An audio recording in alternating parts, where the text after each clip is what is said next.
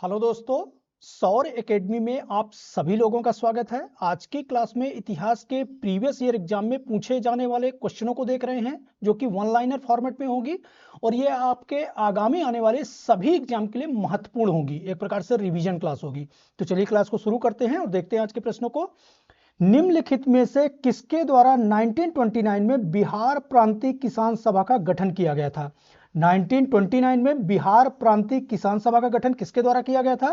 तो ये स्वामी सहजानंद सरस्वती हैं, जिनके द्वारा बिहार प्रांतीय किसान सभा का गठन किया गया था। अगला क्वेश्चन है, उत्तरी भारत में विभिन्न स्थानों पर 5 खगोलीय वेधशाला किसने बनवाई थी? तो ये सवाई जयसिंह द्वितीय हैं, जिन्होंने 5 खगोलीय वेधशाला बनवाई थी। राजराजा और महाराजा की घोषणा करने हेतु गौतमी पुत्र सातकर्णी किस राजवंश के थे? तो ये सातवाहन राजवंश के थे। अगला प्रश्न है, बिंद शक्ति निम्नलिखित में से किस राजवंश के संस्थापक थे? तो ये वाकाटक राजवंश के संस्थापक थे। दिल्ली सल्तनत की प्रथम तथा एकमात्र महिला शासक, जिसका नाम क्या था, रजिया सुल्तान, किस वर्ष सिंहासन पर बैठी? तो ये 1236 ईस्वी में दिल्ली सल्तनत के सिंहासन पर बैठी थी। वारन हेस्टिंग्स के अधीन पारित किस अधिनियम को हाफ लोफ सिस्टम कहा जाता है? वो कौन सा अधिनियम है? तो पिट्स इंडिया अधिनियम 1784 को हाफ लोफ सिस्टम कहा जाता है। दिल्ली सल्तनत के किस शासक ने दक्षिण भारत को जीतने के लिए मालिक कफूर के नियंत्रण में अपनी सेना भेजी थी? तो वो कौन सा शासक है जिसने मालिक कफूर को दक्षिण भारत भेजा था? तो ये अलाउद्दीन खिलजी है। गायत्री मंत्र का उल्लेख किस वेद में मिलता है? तो ये ऋग्वेद में मिलता है। अखिल भारतीय मुस्लिम लीग का गठन कब हुआ था? अखिल भारतीय मुस्लिम लीग, तो ये इसका गठन हुआ था 1906 में। ज्योतिबा फूले ने किस संगठन की स्थापना की थी? तो वो कौन सा संगठन है? सत्य शोधक समाज की स्थापना किसने की थी? तो ज्योतिबा फूले ने की थी। बौद्ध धर्म के अधिकांश ग्रंथ किस भाषा में लिखे गए थे? तो ये पाली भाषा में लिखे गए थे। चेतियागिरी विहार सांची में मनाया जाने वाला एक पर्व है, ये किस धर्म से संबंधित है? तो ये बौद्ध से संबंधित है, बौद्ध धर्म से संबंधित है। पुर्तगाली उपनिवेश का प्रथम वायसराय भारत में कौन बनकर आया था? कौन बनकर आया था? तो फ्रांसिस्को दा अल्मीडा, जो पुर्तगाली उपनिवेश का प्रथम वायसराय था। पुर्तगालियों द्वारा श्रीलंका की खोज कब की गई थी? तो ये 1505 में श्रीलंका की खोज की गई थी। गोवा की लड़ाई कब लड़ी गई थी? 1510 ईस्वी में गोवा की लड़ाई लड़ी गई थी। तैमूर के हमले के समय भारत के किस राजवंश का शासन था? तैमूर ने जब हमला किया था 1398 ईस्वी में, तो उस समय भारत में किस राजवंश का शासन था? तो ये तुगलक राजवंश का शासन था। मोहम्मद बिन तुगलक ने निम्नलिखित विदेशी यात्रियों में से किसे राज्य सेवा में नियुक्त किया था? मोहम्मद बिन तुगलक द्वारा। तो कौन है वो? इब्न बतूता है, जिसे राज्य सेवा में नियुक्त किया था। अकबर के शासनकाल के दौरान किस पुस्तक का अनुवाद द रज्मनामा, जिसे युद्धों की पुस्तक भी कहा जाता है, के रूप में किया गया था? तो वो महाभारत है। ब्रह्मसूत्र भाष्य, जो अद्वैत वेदांत की प्रमुख व्याख्या है, किसके द्वारा लिखी गई थी? तो ये आदि शंकराचार्य के द्वारा लिखी गई थी। वेद ऋषि कपिल का संबंध भारतीय दर्शन के कौन से संप्रदाय से है? तो ये सांख्य संप्रदाय से है। अजमेर के किस सूफी फकीर की दरगाह है? अजमेर में किस सूफी फकीर की दरगाह है?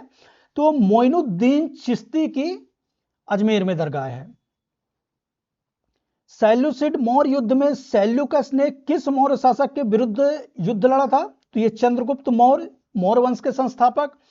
मौर्य वंश ने किस राजवंश के बाद मगध पर शासन किया था? तो मौर्य वंश ने नंद राजवंश के अंतिम शासक घनानंद, जिसे हराकर मौर्य वंश की स्थापना की थी। किसके द्वारा? चंद्रगुप्त मौर्य के द्वारा स्थापना की गई थी। चंद्रगुप्त मौर्य की मृत्यु के बाद मौर्य साम्राज्य के सिंहासन पर कौन बैठा? तो ये बिंदुसार। अश्वघोष किस राजा के दरबारी कवि थे? अश्वघोष तो किस राजा के दरबारी कवि थे? तो ये कनिष्क के थे। चतुर्थ बौद्ध संगीति का आयोजन किसके शासनकाल में हुआ था? तो ये कनिष्क के शासनकाल में हुआ था। गंधार कला शैली किस यूरोपीय देश की कला से प्रभावित थी? तो ये ग्रीस से प्रभावित थी, गंधार कला शैली। चंद्रगुप्त प्रथम का उत्तराधिकारी कौन था? तो ये समुद्रगुप्त था, जिसे भारत का नेपोलियन भी कहा जाता है।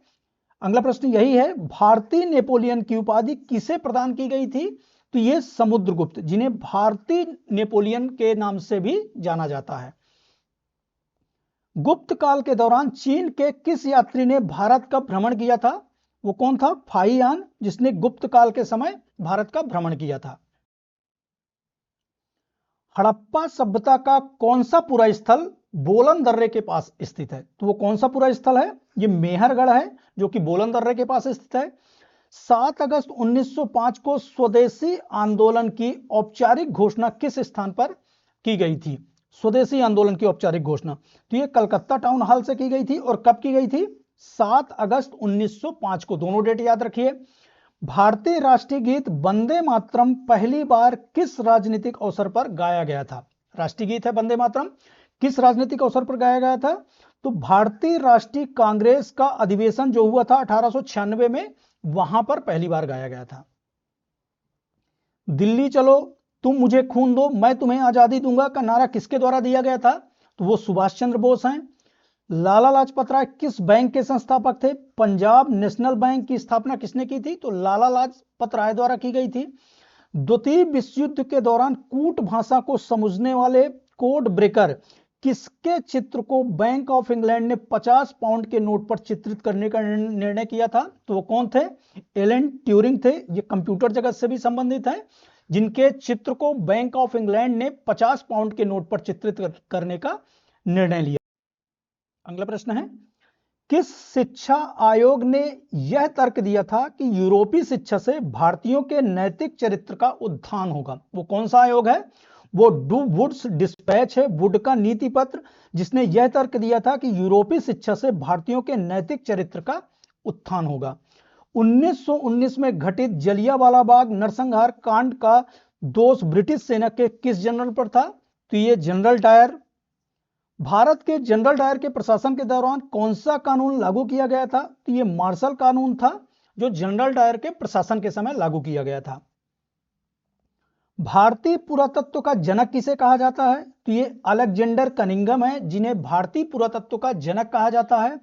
1837 में किसने पहली बार ब्राह्मी लिपि को समझा था? तो वो कौन है? जेम्स प्रिंसप 1837 में पहली बार ब्राह्मी लिपि को समझा था। इतिहास के आरंभिक काल को निम्नलिखित में से क्या कहा जाता है? तो वो कौन सा काल है? पूरा पाषाण काल है। यान डाबू की संधि 1826 में हुई थी। उसके माध्यम से ब्रिटिश ईस्ट इंडिया कंपनी द्वारा कौन सा क्षेत्र हड़प लिया गया था? तो वो कौन सा क्षेत्र था? आसाम था। 1846 में ब्रिटिश साम्राज्य और किसके बीच लाहौर की संधि पर हस्ताक्षर किए गए थे? एक तरफ तो ब्रिटिश साम्राज्य था, दूसरी तरफ लाहौर की संधि पर हस्ताक्षर करने वाले महाराजा दलीप सिंह थे, जिन्होंने सिखों की ओर से इस पर हस्ताक्षर किए थे। और कब किए थे? 1846 में। अंग्रेजों द्वारा व्यपगत का सिद्धांत या हड़प नीति डॉक्ट्रिन ऑफ लैप्स के तहत राज्यों का कब्जा करने का जो क्रम था वो क्या था? तो सबसे पहले सतारा को किया गया था, फिर उदयपुर को किया गया था और फिर झांसी को किया गया था। भारतीय राष्ट्रीय कांग्रेस की स्थापना कब हुई थी? तो ये 1885 में हुई थी। कब हुई थी? 1885 में A.O. ह्यूम द्वारा की गई थी और व्योमकेश चंद्र बनर्जी इसके पहले अध्यक्ष थे। भारतीय राष्ट्रीय कांग्रेस की स्थापना के समय भारत के वायसराय कौन थे? तो ये लॉर्ड डफरिन भारत के वायसराय थे भारतीय राष्ट्रीय कांग्रेस की स्थापना के समय। ये कब की गई थी? 18 दिसंबर 1885, 28 दिसंबर 1885। ये डेट को भी याद रखिए। भारतीय राष्ट्रीय कांग्रेस के इनमें से कौन से अधिवेशन में पहली बार राष्ट्रगान गाया गया था? तो कौन सा अधिवेशन है? 1911 का कोलकाता अधिवेशन है, जहां पे राष्ट्रगान जनमन गण गाया गया था। अखिल भारतीय मुस्लिम लीग का गठन कब हुआ था? अखिल भारतीय मुस्लिम लीग का गठन तो ये 1906 में हुआ था। ज्योतिबा फूले ने किस संगठन की स्थापना की थी? तो ये सत्य शोधक समाज, जिसकी स्थापना ज्योतिबा फूले ने की थी। इस तरह से हमारी इतिहास की वन लाइनर 50 क्वेश्चन की सीरीज आज यहीं पे समाप्त हो रही है। इसी तरह की टॉपिक वाइज क्लास हमारी आती रहेगी। चैनल पर नए हैं तो सब्सक्राइब कर दीजिए, ज़्यादा से ज़्यादा लोगों तक शेयर कर दीजिए। मिलते हैं नेक्स्ट सेशन में। थैंक यू, धन्यवाद।